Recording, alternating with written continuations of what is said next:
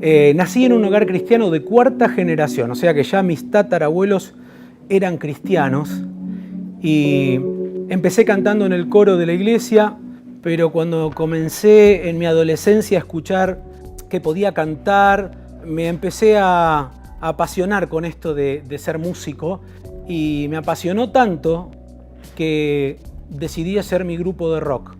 Y ahí, bueno, tuve un conflicto con mi mamá porque como madre cristiana, ver que su hijo hacía música rock era un problema. Tuvimos diferencias, peleas. En un momento dado ya mi mamá no quería discutir más conmigo y decidió decirme: hijo, mirá, ahí está la puerta. Si vos no respetás a Dios, si vos nos amás a nosotros como familia, pero no podés respetar a que Dios está en primer lugar, no hay un lugar para vos en esta casa. Y yo, que estaba envalentonado en mi sueño, le dije: bueno, perfecto, me voy.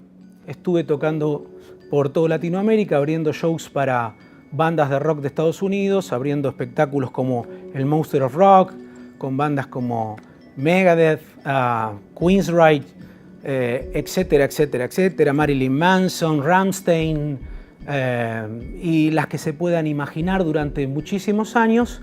Y en un momento, en una gira a México que íbamos con la banda, me secuestraron, a mí y a toda mi banda. Y estuvimos varias horas secuestrados, amenazados de muerte. Uno de ellos decide hacerme una pregunta y me amenaza de muerte y me dice: ¿crees en Dios?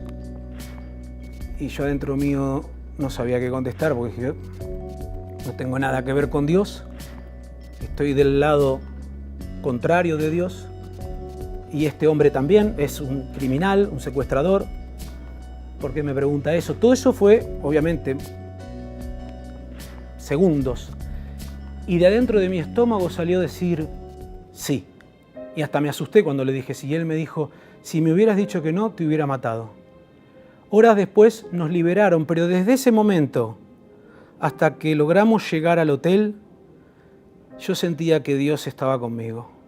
Y no era solamente mental, era físico. Sentía un calor en el cuerpo que no lo podía soportar. Y entendía que era la presencia de Dios. Recuerdo que llegamos a la habitación del hotel, todos los músicos, cada uno se puso a llorar en un rincón. Yo me fui al baño y me arrodillé y recordé las oraciones de mi madre y recordé a mi iglesia y recordé lo que aprendí de niño, los versículos. Todas esas cosas vinieron a mi cabeza y yo decía: Dios, ¿por qué me salvás a mí si yo hice todo mal y me gustó? Mi testimonio no es el testimonio de muchos otros que te cuentan: uy, yo pequé, le fallé a mi mujer, andaba con muchas mujeres y no me gustaba, y el enemigo me empujaba a hacer eso. Y otros dicen: yo era alcohólico y el enemigo me empujaba y me llevaba a los antros a tomar. No, los seres humanos, cuando cometemos el pecado, no lo cometemos porque el enemigo nos empuja. Lo cometemos porque lo deseamos, porque lo acariciamos y después lo terminamos haciendo. Fue lo que pasó con Eva. Bueno, a mí me pasó lo mismo y estaba arrodillado diciéndole: ¿por qué me salvás a mí si hice todo mal? Y me gustó, no podía entender ese amor, no podía entender su presencia en ese momento que abarcaba el lugar. Yo estaba arrodillado en el baño, me levanto del baño, abro la puerta, veo al resto de los músicos llorando, entra el manager y lo primero que me salió a decirle es: Dios me salvó y esta banda se terminó y yo no toco más y me vuelvo a mi casa.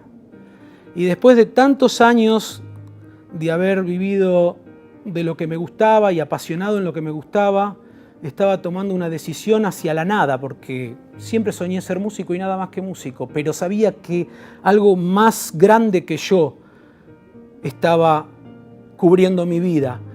Cuando llegué al aeropuerto en Argentina, la primera persona con quien me encuentro era la persona con quien pensaba no encontrarme. Y esta persona era mi mamá, que por muchos años oró por mí y yo la desprecié y la insulté.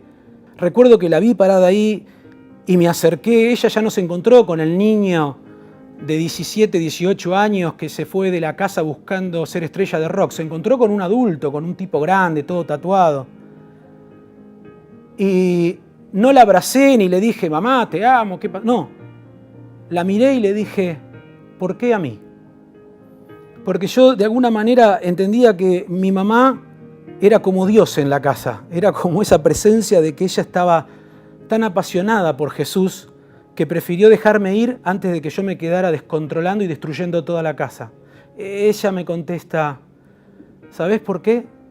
Porque Dios esta noche respondió mi oración. Yo y muchas mujeres oramos por vos durante 13 años y hoy Dios respondió mi oración.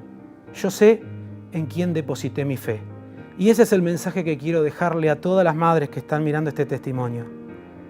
Sepan que Dios tiene poder en la oración. Cuando se juntan esas madres a orar, Dios puede cortar el pacto diabólico que tenga tu hijo, tu esposo, tu familiar, un hermano, quien sea, ir a buscarlo. Y yo espero, en oración, que ojalá que cuando Dios vaya a buscar a tu familiar, a tu hijo, a tu hija, a tu esposo, Él tome la misma decisión que tomé yo, porque hay libre albedrío, y pueda decir, sí, creo en Dios. ¿Ok? Que Dios los bendiga.